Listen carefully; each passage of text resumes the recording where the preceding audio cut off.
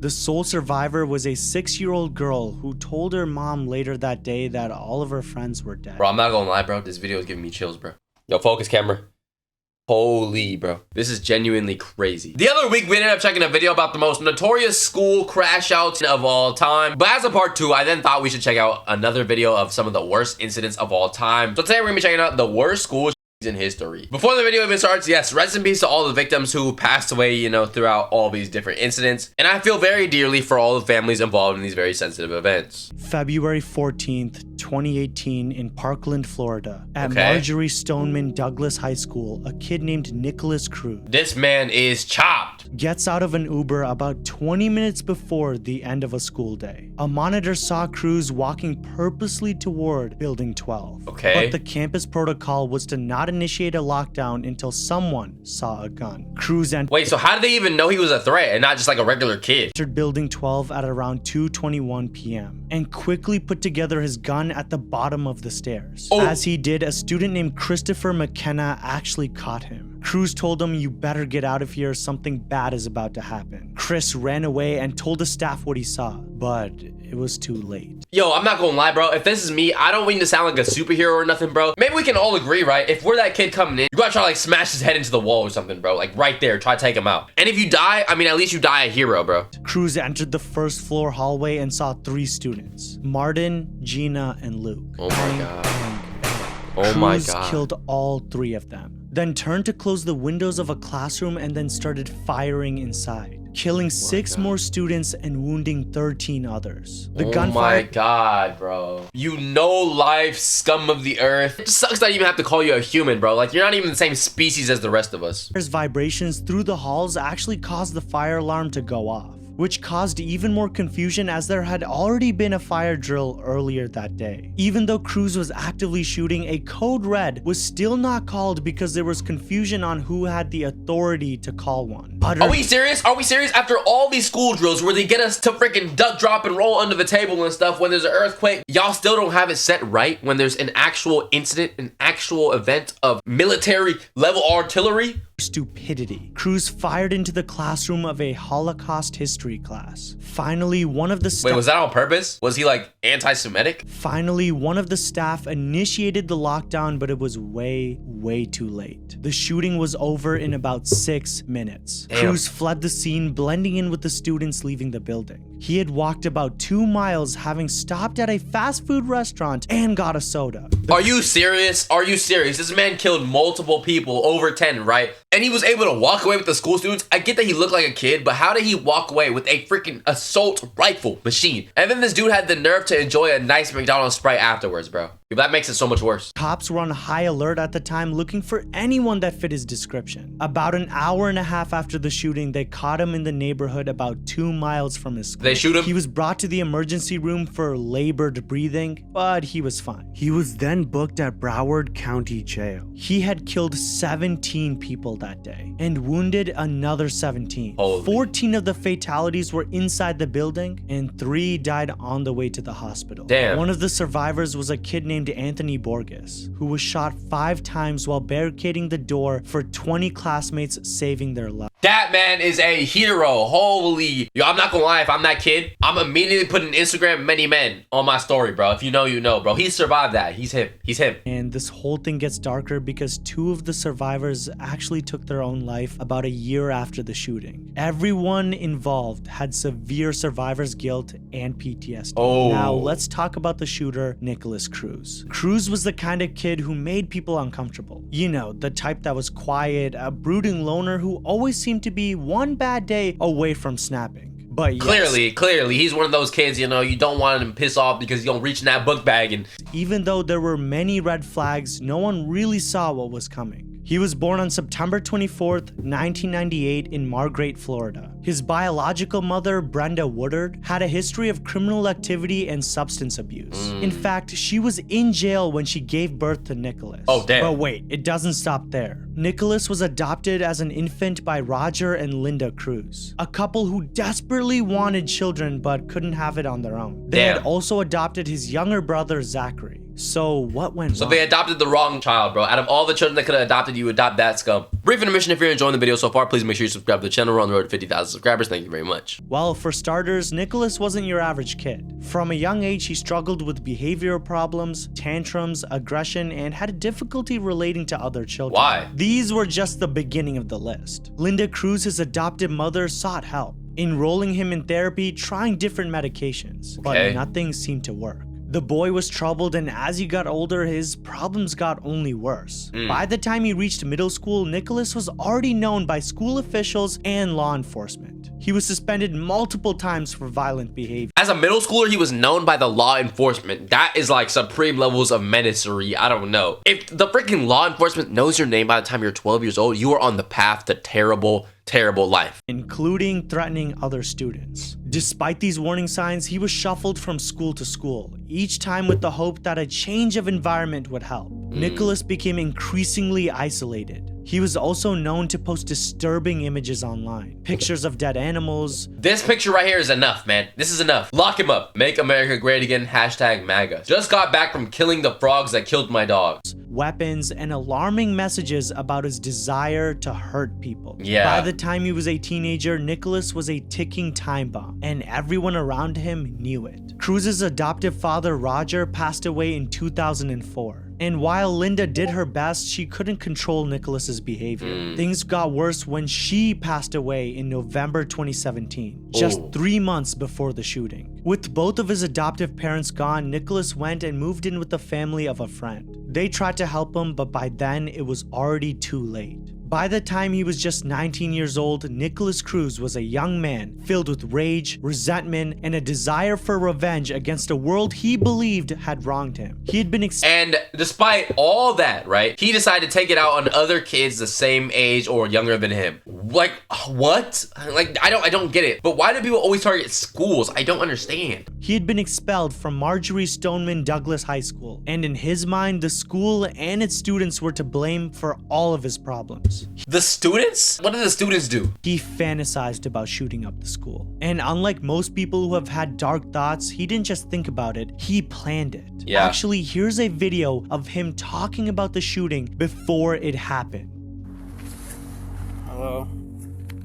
My name is Nick, and I'm going to be the next school shooter of 2018. My goal is at least 20 people with an AR-15 and a couple tracer rounds. I think I can get it done. Location is Stoneman Douglas in Parkland, Florida. It's going to be a big event. And when you see me on the news, you'll all know who I am. What the hell, bro? Yo, FBI, where are you when you need to be here the most? You are nowhere to be found, bro. The FBI is probably snooping, watching me through this camera right now, watching you through your phone, through your TV screen. I don't know. Bro, FBI, like, yo, you guys are supposed to be monitoring the social medias in case of things like this, bro. He literally described what he was gonna do, where he was gonna do it, when he was gonna do it. Yo, bro, there's no way this could not have been prevented, bro. You're all going to die. Pew, pew, pew, pew, pew. Yeah, this is all just messed up. He's in sick the in the head. aftermath of the shooting, there was, as you might expect, an outcry. People demanded answers. They wanted to know how someone with such a long history of disturbing behavior could have slipped through the cracks. Yeah. The school district, the FBI, the local police, everyone was under scrutiny. But the reality is, there's no single point of failure. Now, you've probably been wondering what's going on in the head of Nicholas Cruz. Right. Why did he do it? Was it just pure evil? Was he mentally ill? The truth is, it's a combination of these factors. Cruz was diagnosed with several disorders over the years, including ADHD, depression, and autism spectrum disorder. He was on and off various medications, but nothing seemed to help. In his interrogation with the authorities, he tells the man he had demons in his head that told him to do it, and he thought about it for years. And you're talking about demons. What are the demons? Voices. Well, tell me about it. What are the voices about? It's another voice, the evil side. Okay. Damn, How long has dude. that voice been going on? Years. If this dude genuinely has, you know, mental disorders like the guy is saying, it just shows that America doesn't have nearly enough help. Like, there's not enough resources to actually get people the help they need, which is why we have so many cases like this, bro. Gun control is a problem, but mental health is probably an even bigger issue. When did it start, you think? When your mom passed? It started getting worse when my mom passed. The interrogator is quite doubtful of the voices even being real. Personally, I think you're using the demon as an excuse. I'm not. I promise. You could have stopped the demon by getting a prescription for marijuana. You could have stopped the demon by getting a prescription for Xanax. You could have stopped the demon by illegally doing marijuana, which you were doing anyway. You could have stopped the demon by doing Xanax illegally, which you were doing anyway. You could have stopped the demon anytime you want. You didn't want to stop the demon. No, that's not true. You didn't. You could have. I've given you 4 ways you could have stopped the demon, man. I mean, I don't think that marijuana and Xans are the solution to mental health issues, though. Okay, now you're just acting like that because. No. Okay, well, relax. You're just acting like that because I'm making sense. Calm down. I'm making sense, and you don't like when it makes sense. No. Because it doesn't fit into the story you're telling right now. I'm telling you the story. It's true. It's just, Well, why are you looking at your arm now? I'm trying to understand why. Well, why didn't you want to stop the demon? I don't know. Because I think you like the demon. No, I don't. Why didn't you stop it then? I don't like the demon. I don't like the demon. I don't like the demon. I don't like the demon. Well, that's if the demon even exists.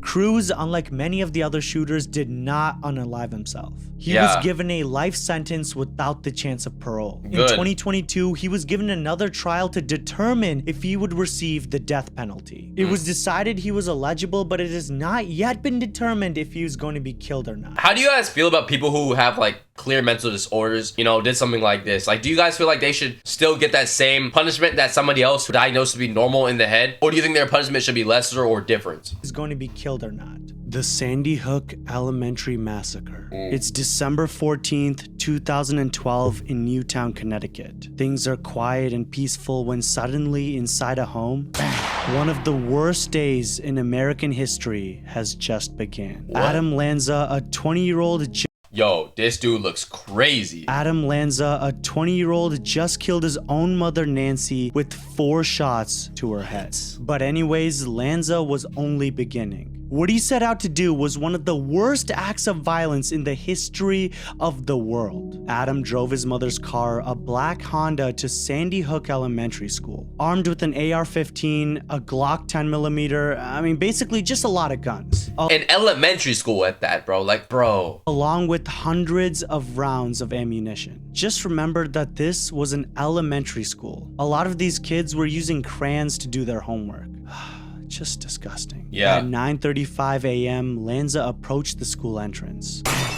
The glass shattered as Lanza shot his way through the front door. He was wearing earplugs, sunglasses, black clothing, a hat, and a utility vest. Why? The shots were heard by a few of the faculty who were having a meeting in a nearby room. The principal, Don Hawksprung, and a school psychologist, Mary Sherlack, and a teacher named Natalia Hammond went out to the hall to see what the noise was about. "Shooter, stay put," one of them yelled. The other teachers now knew what was happening, and this early warning saved their lives. Oh my god.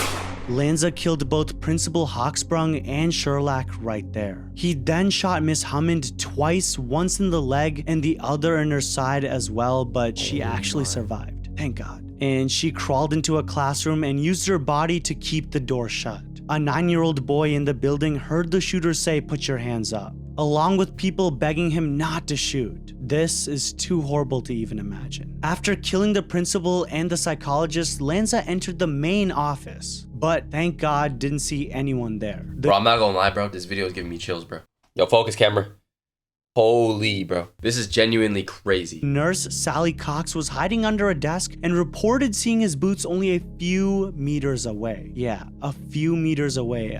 That must have been horrifying. As soon as he left the office, the school secretary and a nurse called 911, then went to hide in a closet for over 4 hours. Damn. The janitor, Rick Throne, ran through hallways going from classroom to classroom and probably honestly saved many lives that day. What do you even do, though? Like, I'm thinking, like, you're just a sitting duck. Like, you're in the school walls. You can't go nowhere. You're literally at the mercy of the man who, who perpetrated this crime.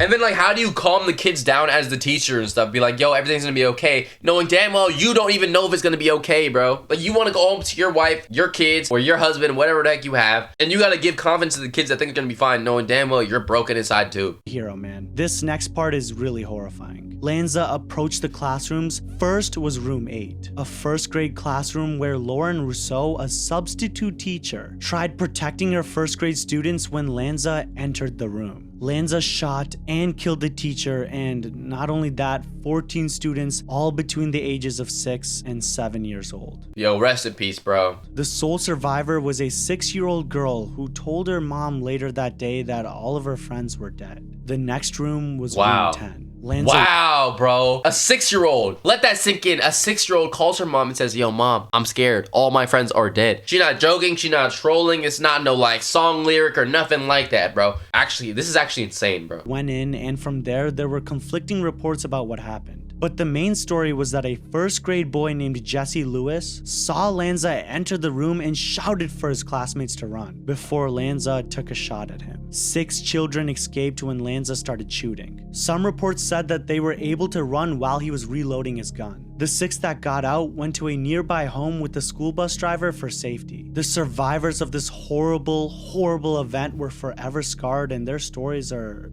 God damn, bro. For example, a first grade teacher named Caitlin Roig, who was only 29 years old, hid 15 students in the bathroom and then barricaded the door, telling them to be completely quiet to be safe. Lanza went by the classroom, but there had been a lockdown drill a week before, and Roig never actually took down the black window cover on the door. So Lanza had thought it was closed. It was honestly total luck that they were alive. Wow. In the library, staff members tried to hide 18 other kids, but the door would not lock. So they had to crawl into a storage room, and they barricaded the door with a filing cabinet. Okay. Similar stories all around the school of the survivors not knowing whether they would make it through that day. I genuinely can't imagine this. And the crazy part is, I want to say this is not normal, but the fact that this occurs so often is it's so like, bro, it is normal. The fact that this is normal is crazy and it's terrible, and something needs to be done about it, bro. Y'all think that the answer or solution to this is letting the teachers or staff be armed? Or what do y'all think is like the overall solution to this problem? 9:40, and if you were wondering, yes, it spanned only 5 minutes. Adam Lanza shot himself in the head. The police then arrive on the scene and they found all of the bodies. This monster, Adam Lanza, had killed 28 people, mostly students, 6 teachers, and his own mother. The investigators never found a note, and it was completely unknown why he would do this. The main theory is that he was severely mentally disturbed. He had actually been living with his mother, who he just killed, but the two of them would go shooting together. And Lanza himself actually attended Sandy Hook Elementary School when he was a kid. But Adam Lanza wasn't just your average kid. From the outside, he seemed like one of those quiet, introverted type of kids. The kind who kept to himself, buried him in books or video games.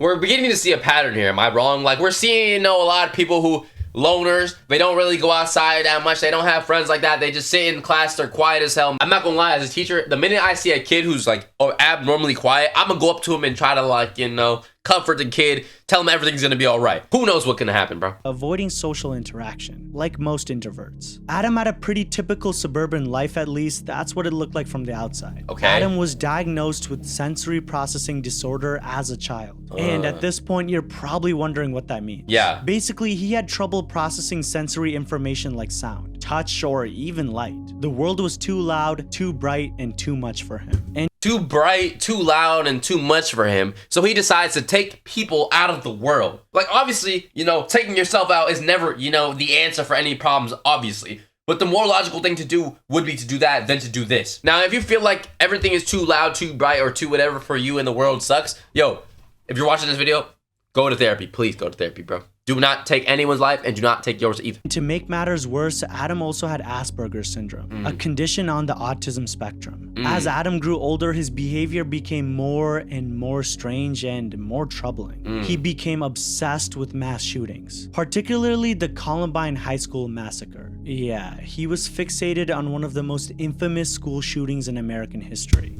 And they said there were no signs. There were no signs. He is studying the Columbine incident word for word, minute by minute, seeing exactly what they did, how they did it, and why they did it, bro. He studied it, he analyzed it, and almost admired it. And honestly, that's where things start to get really creepy. Adam's relationship with his mother Nancy was a bit complicated. She was overprotective and she homeschooled him after he couldn't handle regular school anymore. Okay. And she catered to his every need. But let's not sugarcoat it, this wasn't just a mother's love. Nancy had her own quirks too. She was a gun enthusiast and she introduced Adam to firearms at a very young age. What? Now I know what you're thinking. What could possibly go wrong? Yes, she kept an arsenal of weapons. What do you mean what could possibly go wrong? That's not what I was thinking. I was thinking what could possibly go right? Everything can go wrong. I'm not introducing no gun of nothing to no kid. Yes, she kept an arsenal of weapons at home thinking it was just a hobby, something they could bond over. No. But honestly, none of that matters, and the truth is we'll never fully know why he did it. But what we She is trying to bond with guns, with a kid who has Asperger's, deprivation, whatever he called it, and overall just somebody who's mentally unstable, bro. It's not gonna work. do know is that in his late teens, Adam had completely withdrawn from the world. He was isolated, spending most of his time in a dark room, playing violent video games and obsessing over mass murderers. He had no friends, no social life, and barely any contact with his father, who had divorced his mother in 2009. Oh, damn. Adam was deteriorating rapidly in the months leading up to the Sandy Hook massacre. He stopped eating, he barely slept, and became more paranoid and delusional. Okay. He believed he was on a mission to outdo the killers he admired. Adam had been planning the attack for months, if not years. Unfortunately and tragically, no one was able to catch him early enough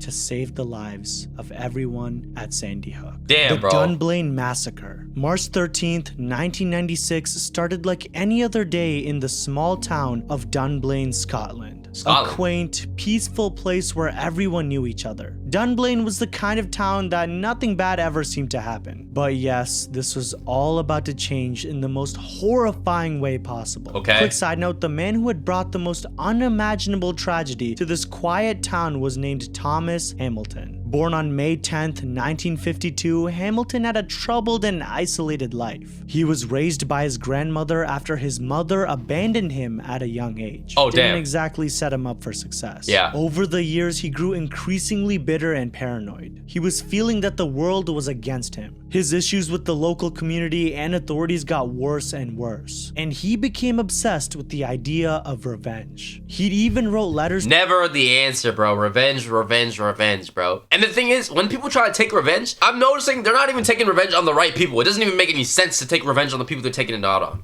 To the Queen and other officials complaining about how he had been wronged. But as you might have expected, no one responded to him. He was writing that he had lost his position as a youth instructor because of unfound claims of, touching people. No one ever proved that he did anything. Now Okay. imagine this. It's a normal Wednesday morning and parents are dropping off their kids at Dunblane Primary School. The Okay. children, most of them just 5 or 6 years old, are excitedly running to class, chatting about whatever it is little kids chat about. Life is normal, but Thomas Hamilton had a different plan for that day. A plan that would ruin this small community forever. Hamilton armed himself with 4 legally owned handguns, What the hell, 2 bro? Smith & Wesson revolvers, and 2 Browning pistols. He drove to Dunblane Primary School, parking his car near the gymnasium. At 9:30 a.m., he forced his way into the school, How? entering the gym where a class of 29 young students were having a PE lesson. The teacher, Gwen Mayer, was guiding the kids through their activities, completely unaware of what was coming. Hamilton didn't waste any time. He immediately opened fire on the students and their teacher. Bang, bang, bang.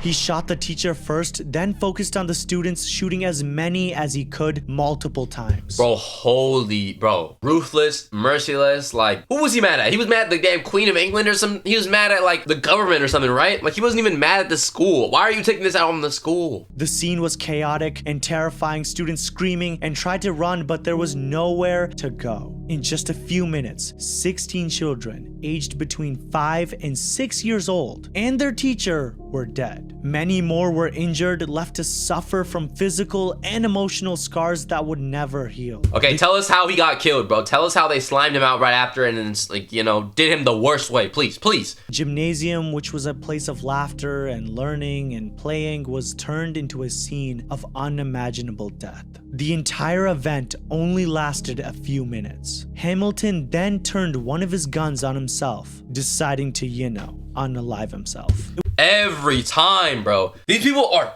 like straight hairless cat pussy, bro. Like, that's how I say. If you're not able to face the music after you do what you do, bro, I don't know. I have no words for you, bro. You're not even worth the words. You're not human. It was a cowardly end to a horrific attack, but it meant that the answers to everyone's question why died with him. The news spread quickly, and soon the entire world was mourning with Dunblane. Parents who had kissed their children goodbye that morning were now faced with the unbearable reality that they would never see them again. But yes, as with any tragedy like these stories, the questions began to pile up. How could this happen? Why did no one stop Hamilton earlier? How was he allowed to own so many guns despite concerns about his behavior? Right. The more people dug into Hamilton's past, the more it became clear that there had been warning signs. Plenty of them. But as most cases, these signs were ignored. The Nashville shooting. March 27th, 2023, yet another mass shooting took place in America. I think I heard of this. This time at the Covenant School in Nashville, Tennessee. 28-year-old Aiden Hale, a transgender man who had attended the school as a kid, approached the school for the final time. At 9:54, Hale drove to the school and had told a friend that an earlier made Instagram post was a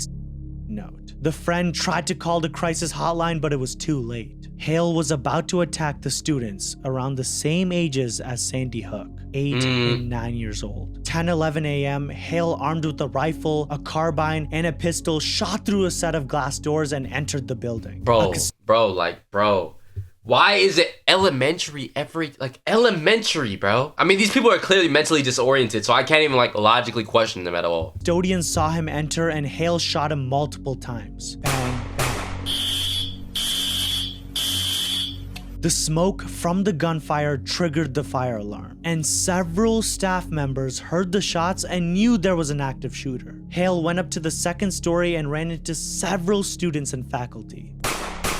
Hale opened fire and killed 3 students and a substitute teacher. The students weren't even 10 years old yet. Hale went through the halls and looked for more people to kill. The teachers acted fast and herded the kids out of the building. Most of the students escaped unharmed. At 10:13, the police had received the call and were on their way. Okay. Sirens blared while people ran out of the building, scared. And let me guess, yet again, they ended up taking their own life, bro. And terrified. Everyone clear the area right now. At 10:23, the officers entered the school building. Go, go, go, clear! And made their way to the second floor where Aiden Hale was waiting. Gunfire erupted and 2 of the 5 officers shot 4 times each, killing Aiden on Let's the go! spot. Oh my Ending his gosh, we didn't get one where they actually ended up taking their own life, bro. That's what I like to see. I can't imagine being the person in that incident, as a kid, or the teacher, faculty, staff member, trying to rush to get out of the place, save kids. And then I also can't imagine being a parent or a loved one or a sibling of somebody who went there and passed away tragically, knowing that you talked to that person for the last time, kissed them goodbye for the last time, dropped them off at school. And the sad part is, as much as I can't imagine it, you kind of have to because of how normal this is. You gotta know how to move, how to behave, what to do in a situation like this because it happens so goddamn frequently, bro. But that's gonna do it for today's video. Make sure you like, comment, subscribe, join me in the description, follow the IG in the description, sub to the main channel in the description, sub to this channel. Also, with that being said, have a great rest of your day. Peace, love you all. I love you, and I'm out.